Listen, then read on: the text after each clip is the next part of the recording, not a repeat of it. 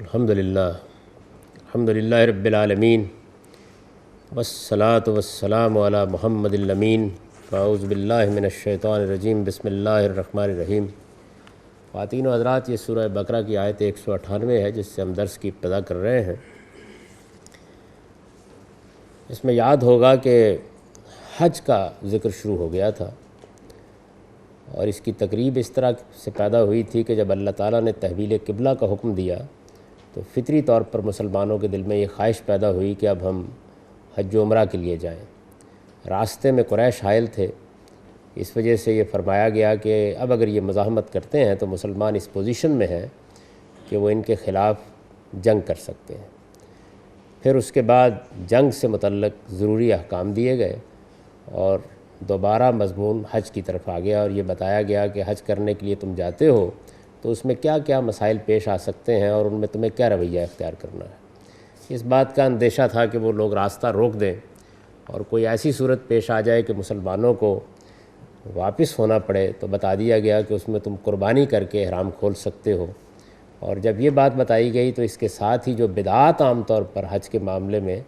لوگوں میں پھیل چکی تھی ان کی اصلاح کا بھی ایک مضمون پیدا ہو گیا۔ اب یہ اسی ضمن کی بعض چیزیں ہیں جن کو بیان کیا جا رہا ہے۔ تو ارشاد فرمایا کہ لیس علیکم جناح ان تبتغوا فضلا من ربکم، یعنی تم جب حج کے لیے نکلتے ہو تو اس کے ساتھ اس میں کوئی حرج نہیں ہے کہ تم اپنے پروردگار کا فضل تلاش کرو۔ عام طور پر جب عبادت کے لیے آدمی جاتا ہے تو اس میں دو رویے ہو سکتے ہیں۔ ایک رویہ وہ ہے جو ایک متکشف آدمی اختیار کرے گا کہ میں اللہ کی عبادت کے لیے جا رہا ہوں، مجھے اب اللہ ہی کی عبادت کے لیے اپنے آپ کو اور اپنے اوقات کو خاص رکھنا چاہیے۔ اس سفر کے دوران میں اگر کوئی معاش کی جد و جہد کرتا ہوں، کوئی تجارت کرتا ہوں، کوئی مال بیچتا خریدتا ہوں تو یہ عبادت کی روح کے منافی ہے۔ ایک رویہ یہ ہو سکتا ہے۔ دوسرا رویہ یہ ہے کہ آدمی اس کو بھی تجارتی سمجھ لے اور اس کے لیے اصل چیز یہی بن جائے کہ چلیے تجارت تو کرنی ہے، مال بیچنا خریدنا ہی ہے، اس کے ساتھ حج بھی ہو جائے گا اور حج کے موقع سے بھی ممکن حد تک وہ اسی کا فائدہ اٹھانے کی کوشش کرے۔ تو ظاہر ہے کہ یہ دو انتہائی رویے ہیں۔ قرآن مجید نے اس معاملے میں ایک نہایت اعتدال کے رویے کی تعلیم دی۔ اس زمانے میں اتنا لمبا سفر جب لوگ کرتے تھے، ایک علاقے سے دوسرے علاقے میں جاتے تھے، ایسے اسباب سفر بھی نہیں تھے جیسے آج کے زمانے میں ہے، تو ان کی یہ بڑی خواہش ہوتی تھی کہ رستے میں اگر وہ کوئی تھوڑا بہت سامان لے لیتے ہیں تو اس سے حج کے سفر کے کچھ اخراجات بھی نکل آئیں گے، کچھ مالی فائدہ بھی ہو جائے گا، اور بہرحال کرنے کے لیے تو وہ عبادت ہی جا رہے ہیں۔ لیکن آہستہ آہستہ اس چیز نے ایک میلے کی صورت اختیار کر لی۔ عربوں کی بھی ساری دلچسپی اسی کے ساتھ ہوتی چلی گئی کہ یہ ایک میلہ منعقد ہوگا، اس میں جہاں تہاں سے لوگ آئیں گے، تو ہمارے لیے بھی گرمی بازار کا بہت موقع ہے، تو بڑے بڑے بازار وہاں لگنے لگ گئے۔ اب بڑے بڑے بازار جب لگنے لگ گئے تو یہ بازار بڑھتے بڑھتے ان جگہوں تک بھی پہنچنا شروع ہو گئے جن جگہوں کو اللہ تعالیٰ نے خاص طور پر اپنی عبادت کی جگہ قرار دیا ہے۔ چنانچہ ان کی روایات سے معلوم ہوتا ہے کہ جس طریقے سے ادھر ادھر بازار گرم ہوتے تھے، بالکل اسی طریقے سے مزدلفہ کے میدان میں لوگوں نے رات گزارنی ہے۔ تو آپ نے دیکھا ہوگا کہ اگر اس طرح کی کوئی تقریب منعقد کی جائے، کوئی میلہ ہو، کوئی اس طرح کا معاملہ ہو جہاں لوگ آئے ہوئے ہوں، شادی بیاہی کی تقریب ہو، تو کوئی دو چار ریڑھی والے پہنچ جاتے ہیں۔ ابتدا تو یہیں سے ہوتی ہے، لیکن جب ہر سال ایک تقریب منعقد ہونی ہے تو پھر لوگوں نے وہاں بھی اپنی دکانیں لگانی شروع کر دیں۔ عرفات کے میدان میں بھی ایک پورا دن گزارنا ہوتا ہے، وہاں بھی یہی صورتحال پیدا ہو گئی۔ تو اس طریقے سے گویا یوں سمجھ لیجئے کہ ایک چیز جو معقول حدود میں گوارا کی جا سکتی تھی یا جس میں کوئی عدم مناسبت نہیں تھی، وہ اپنے حدود سے تجاوز کرنے لگ گئی۔ یہ صورت اس وقت پیدا ہو چکی تھی۔ یعنی عربوں کے لیے یہ ایک غیر معمولی عبادت کا دن تو تھا ہی، لیکن آہستہ آہستہ اس نے ایک میلے کی صورت اختیار کی اور یہ اوقاز کا بازار اور دوسرے بازار لگنا شروع ہوئے اور بڑھتے بڑھتے وہ ان مقامات تک بھی چلے گئے جن کو اللہ تعالیٰ نے بہت مقدس قرار دیا ہے اور جن میں آدمی کو داخل ہی عبادت کے لیے ہونا چاہیے۔ عرفات کا میدان، مزدلفہ کا میدان، منا کی جگہ، ظاہر ہے کہ یہ کوئی خرید و فروخت کی جگہ نہیں ہے، یہ بیع و شراء کی جگہ نہیں ہے۔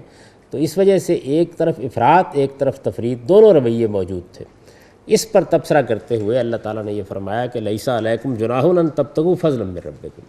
یعنی حج کے سفر میں جب تم نکلتے ہو تو اس میں کوئی حرج کی بات نہیں ہے کہ تم کوئی تجارت کر لو، کوئی مال خرید لو، کوئی مال بیچ لو، یہ کوئی ممنوع چیز نہیں ہے۔ ایک سفر تم کرنے کے لیے نکلے ہو تو اس سے پہلے، اس کے بعد اس طرح کے زندگی کے امور بھی تم انجام دے سکتے ہو۔ فَإِفَزْتُم مِّن عَرَفَاتٍ فاذكروا اللہ عند المشعر الحرام واذکروہ کما ہداکم وإن کنتم من قبلہ لمن الضالین۔ لیکن فرمایا کہ یہ جو مزدلفہ ہے یہ کوئی کھیل تماشے اور تجارت کی جگہ نہیں ہے۔ یعنی یہ تو ٹھیک ہے کہ اس سفر میں تم کوئی تجارت کرنا چاہتے ہو، کوئی مال خریدنا فروخت کرنا چاہتے ہو تو خرید فروخت کر لو، لیکن مزدلفہ کو خرید و فروخت کی جگہ نہ سمجھو۔ مزدلفہ عبادت کی جگہ ہے، اس کے پاس مشعر حرام ہے، یہ وہ جگہ ہے جہاں تمہیں اللہ کو یاد کرنا ہے۔ اس لیے جب تم عرفات سے لوٹتے ہو تو بجائے اس کے کہ رات کو آنے کے بعد یہاں خرید و فروخت اور اس نوعیت کی گرم بازاری ہو جائے، مشعر الحرام کے پاس اللہ کو یاد کرو۔ فَإِذَا أَفَضْتُم مِّنْ عَرَفَاتٍ، عرفات سے واپس آ کر اللہ کی یاد کا بازار گرم ہونا چاہیے، اس لیے کہ یہ اللہ کو یاد کرنے کی جگہ ہے، یہ اللہ کا قرب حاصل کرنے کی جگہ ہے، یہ عبادت کی جگہ ہے، اس کو تمہیں کھیل تماشے یا تجارت کی جگہ نہیں بنانا چاہیے۔ ان لوگوں کے ہاں نہ صرف یہ کہ اس نوعیت کی مجالس منعقد ہو جاتی تھیں، بلکہ اس طرح کے بھی کچھ معاملات ہو جاتے تھے کہ رات کا وقت ہے، آگ جلا کے بیٹھ گئے ہیں، اب اس میں قصیدہ خوانی ہو رہی ہے، داستان گوئی ہو رہی ہے، مفاخرت کی مجلسیں منعقد ہو رہی ہیں، تو ایک طرح کی کھیل تماشے اور میلے کی سی صورت ہو جاتی تھی، یعنی مشاعرے بھی وہی منعقد ہو جاتے۔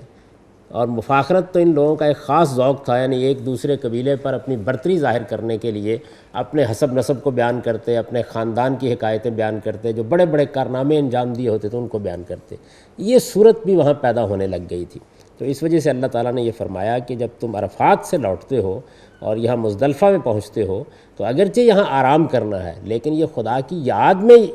مخصوص رہنی چاہیے جگہ، اس کو کھیل تماشے کی جگہ نہیں بننا چاہیے۔ وَاذْكُرُوا كَمَا هَدَاكُمْ، اور اللہ کو اسی طرح یاد کرو جس طرح اس نے تم کو بتایا ہے، جس طرح اس نے تمہیں ہدایت فرمائی ہے۔ اللہ تعالیٰ نے جو تمہاری رہنمائی کی ہے، جو مناسک تمہیں بتائے ہیں، جیسے یہ کہا ہے کہ تم یہاں اللہ کو اس طرح یاد کرو، یہاں اللہ کو اس طرح یاد کرو، انہی چیزوں کا لحاظ کرو۔ وَإِن كُنتُم مِّن قَبْلِهِ لَمِنَ الضَّالِّينَ، کہ اس سے پہلے تو بلا شبہ تم لوگ بہت سی باتوں میں گمراہی اختیار کیے ہوئے تھے، یعنی تمہارے ہاں کچھ بدعتیں درائی ہوئی تھیں، کچھ چیزوں کو تم نے برباد کر دیا تھا، کچھ کی حقیقت فراموش کر بیٹھے تھے، لیکن اب اللہ تعالیٰ نے تمہاری رہنمائی کا اہتمام کیا ہے، اللہ کے پیغمبر نے اپنا پیغام تم تک پہنچا دیا ہے، ان عبادتوں کی حقیقت تم پر واضح کر دی ہے، تو اب یہ عبادات اللہ کے بتائے ہوئے طریقے کے مطابق ہونی چاہیے۔ اب اس میں جہاں جہاں اصلاح کرنی ہے وہ اصلاح تمہیں کر لینی چاہیے، جس جگہ بھی کوئی انحراف ہوا ہے اس کو دور کر لینا چاہیے، اور بالکل ٹھیک ابراہیمی طریقے کے مطابق یہ عبادات اب ہونی چاہیے۔ تو اس میں دو تین باتیں بالکل واضح کر دی گئیں۔ ایک تو یہ بات واضح کر دی گئی کہ یہ عرفات کا میدان، یہ مزدلفہ کا میدان، یہ اللہ کی عبادت کی جگہ ہیں، ان کو اللہ تعالیٰ نے اپنی عبادت کے لیے خاص کر لیا ہے، لہٰذا یہاں نہ میلے ہونے چاہیے، نہ مشاعرے ہونے چاہیے، نہ مفاخرت کی مجلسیں ہونی چاہیے، نہ داستان گوئی کی مجلسیں ہونی چاہیے، یہ جگہیں اللہ کی یاد کے لیے خاص رہنی چاہیے۔ لیکن حج کے سفر میں اگر کوئی آدمی تجارت کر لیتا ہے یا کوئی اور اس طرح کی معاشی سرگرمی اس کے ذریعے سے ہو جاتی ہے تو اس میں کوئی حرج کی بات نہیں ہے۔ جاتے ہوئے آتے ہوئے تم مال خریدنا چاہتے ہو خرید لو، بیچنا چاہتے ہو بیچ لو، کوئی اور معاشی سرگرمی تم سے سرزد ہو جاتی ہے تو اس میں ہرگز کوئی حرج کی بات نہیں ہے۔ البتہ ان جگہوں کو، ان مقامات کو اور ان دنوں کو اللہ کی یاد اور اللہ کی عبادت کے لیے خاص رہنا چاہیے۔ اور یہ بتا دیا کہ اس میں اب ان تمام طریقوں کو ختم کر دو جو طریقے تم نے اپنی بدعتوں کے ذریعے سے ایجاد کر لیے تھے۔ اللہ نے جیسے ہدایت دی ہے اور جیسے مناسک مقرر کیے ہیں ان کے مطابق اب حج ہونا چاہیے، ان کے مطابق عمرہ ہونا چاہیے۔ یہ تمہیں معلوم رہنا چاہیے کہ اس سے پہلے اگرچہ دین ابراہیمی کی روایت کی حیثیت سے تم حج بھی کر رہے تھے، عمرہ بھی کر رہے تھے، لیکن بہت سی گمراہیوں میں مبتلا ہو چکے تھے، اللہ نے تم کو اس سے نکال لیا ہے، اس پر اللہ کا شکر ادا کرو اور اب اللہ ہی کے بتائے ہوئے طریقے کے مطابق یہ تمام مناسک انجام دو۔ ثم افیضوا من حیث افاض الناس واستغفروا اللہ ان اللہ غفور الرحیم۔ فرمایا کہ پھر اس کے ساتھ یہ بھی ضروری ہے کہ جس طرح سب لوگ عرفات جا کر پلٹتے ہیں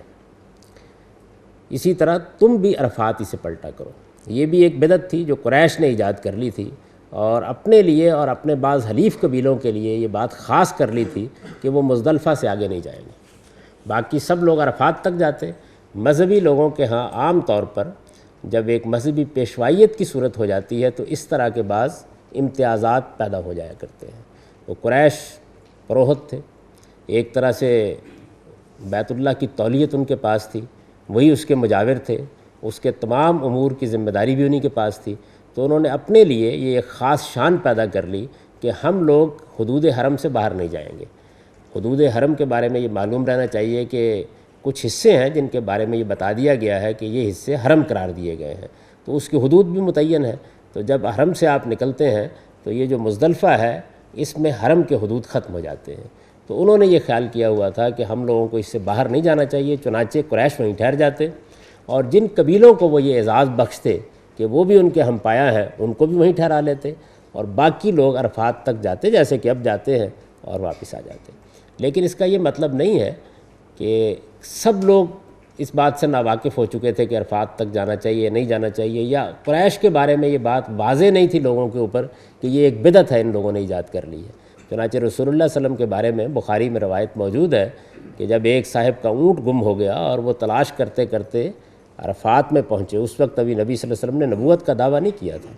تو انہوں نے دیکھا کہ آپ حج کا احرام باندھے ہوئے ہیں اور عرفات میں ہیں، تو وہ خود بیان کرتے ہیں کہ مجھے بڑا تعجب ہوا کہ یہ تو قریش میں سے ہیں اور یہ مزدلفہ میں نہیں ٹھہرے، یہ عرفات میں آئے ہوئے ہیں۔ وہ یہ بیان کرتے ہیں کہ بعد میں جب نبی صلی اللہ علیہ وسلم کو اللہ تعالیٰ نے نبوت کے منصب پر فائز کیا اور میں بھی مسلمان ہو گیا، تو تب مجھ کو خیال ہوا کہ اس وقت بھی یہ دین ابراہیمی پر تھے، یعنی یہ اصلاح جب قرآن نے کر دی تو پھر یہ بات ان پر واضح ہو گئی۔ تو اس سے صاف معلوم ہوتا ہے کہ پہلے بھی لوگ سمجھتے تھے کہ یہ ایک بدعت ہے، اور یہ انہوں نے اپنے لیے ایک خاص امتیاز پیدا کر لیا ہوا ہے، اللہ کے دین میں اس کی گنجائش نہیں ہے، چنانچہ نبی صلی اللہ علیہ وسلم اس بدعت میں شامل نہیں ہوئے۔ اور اس سے قیاس کیا جا سکتا ہے کیونکہ نبی صلی اللہ علیہ وسلم کی شخصیت تو پھر ایک غیر معمولی شخصیت کی حیثیت سے تاریخی شخصیت بن گئی، بہت سے دوسرے اور بھی سلیم الطبع لوگ ہو سکتے ہیں کہ جو اس بدعت میں شریک نہ ہوتے رہے۔ تو قرآن مجید نے یہاں یہ بات واضح کر دی کہ ثم افیضوا من حیث افاض الناس، یعنی پھر یہ بھی ضروری ہے کہ جہاں سے اور سب لوگ پلٹتے ہیں تم بھی وہیں سے پلٹو۔ یہ قریش کو کہا ہے کہ اپنے لیے اس امتیاز کو ختم کر دو، اور جو اللہ کا دین ہے وہ سب کے لیے یکساں ہے، اس کے مناسک سب کے لیے یکساں ہیں، اس میں کوئی امتیاز کوئی خصوصیت پیدا نہیں کی جا سکتی۔ اس وجہ سے ضروری ہے کہ سب لوگوں کے ساتھ تم سب معاملات کرو۔ حرم کے بارے میں یہ بات قرآن مجید کی آیت سے بھی معلوم ہوتی ہے، اور عقل عام کا تقاضا بھی یہی ہے کہ کوئی امتیاز کسی شخص کے لیے قائم نہیں ہونا چاہیے۔ میرے نزدیک یہ بڑی بدقسمتی کی بات ہے کہ اس وقت حرم میں داخل ہونے کا معاملہ بہت حد تک امتیازی ہو کر رہ گیا ہے، یعنی یا تو اس کا دروازہ سب کے لیے بند ہونا چاہیے، اور یا سب لوگوں کے لیے کسی قاعدے ضابطے کے مطابق اندر جانے کی اجازت ہونی چاہیے۔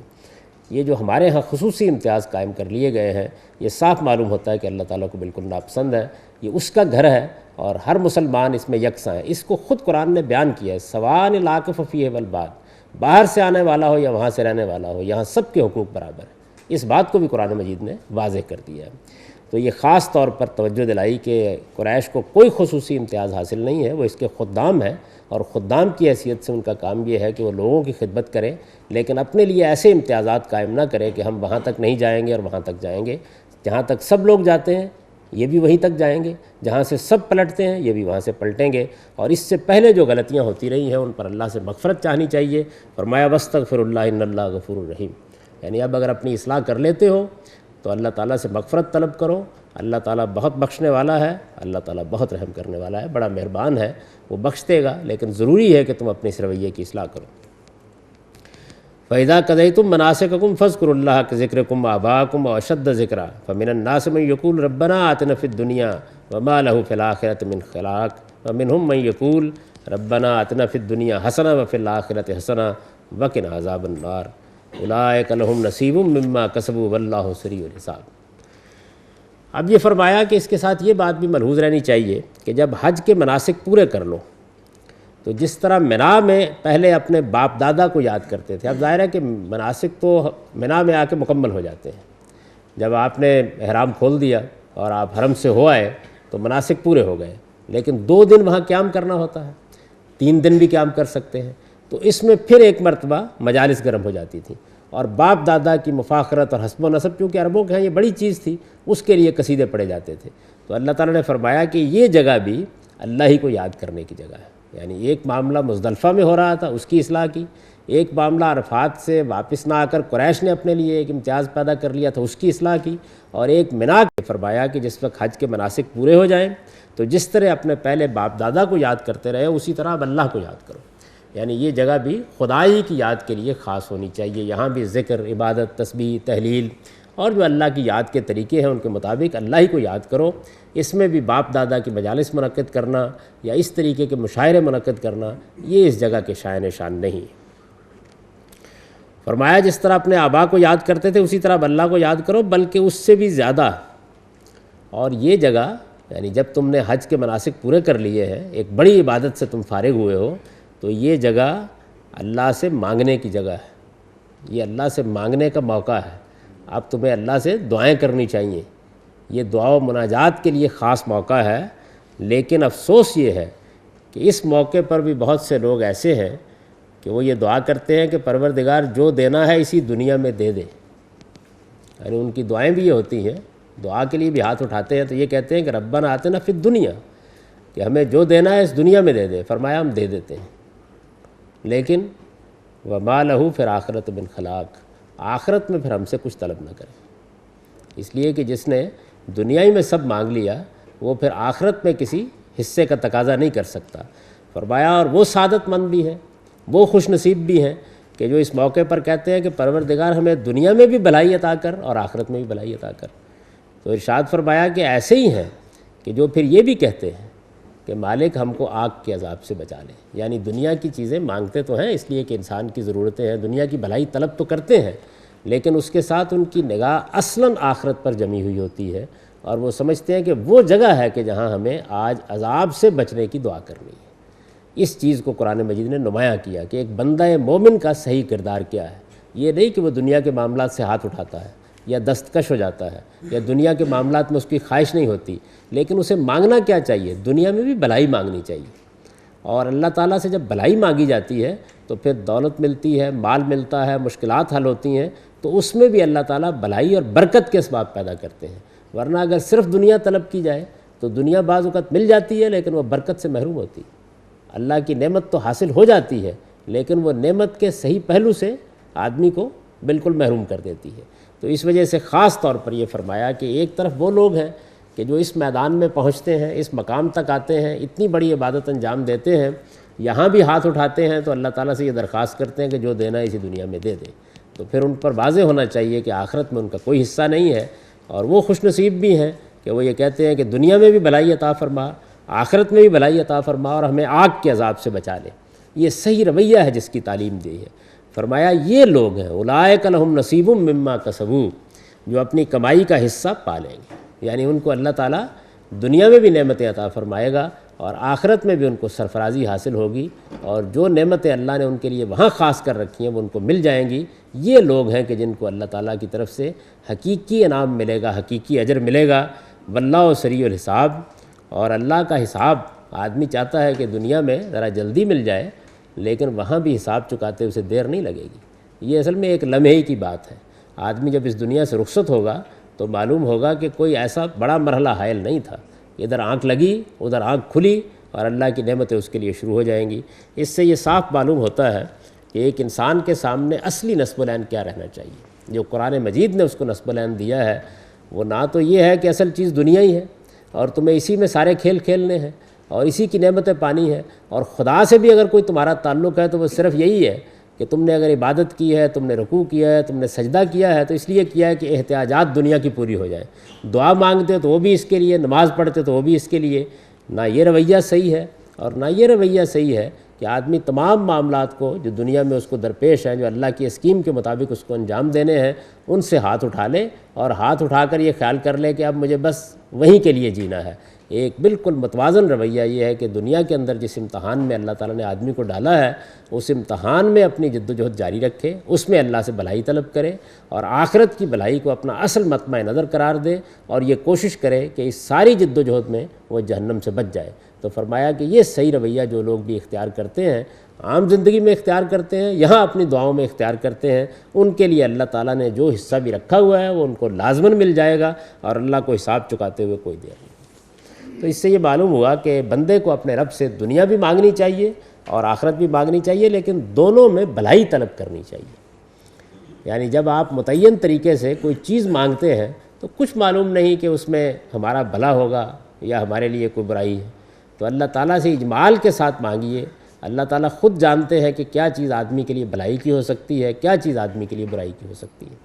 اگر یہ طریقہ اختیار کیا جائے تو چونکہ اللہ کے ہاتھ میں خیر ہی ہے تو وہ بندے کو خیر ہی عطا فرماتے ہیں، اور پھر جو چیز دنیا میں ملتی ہے وہ بھی خیر کا ذریعہ بن جاتی ہے اور آخرت کی بھلائی کا ذریعہ بن جاتی ہے۔ دولت ملتی ہے تو اس میں بھی آدمی کو یہ توفیق حاصل ہوتی ہے کہ وہ اس کو حلال ذرائع سے حاصل کرے، اور یہ توفیق حاصل ہوتی ہے کہ جو کچھ ملا ہے اس میں اپنی ضرورتوں سے زائد جو کچھ بھی ہے اس کو لوگوں کا حق سمجھے اور ان کے لیے اس کو عام کرتا رہے۔ تو یہ رویہ انہی لوگوں کو نصیب ہوتا ہے جو دنیا اور آخرت میں اس توازن کے ساتھ جیتے اور اس کے لحاظ سے اپنے اللہ سے مانگتے ہیں۔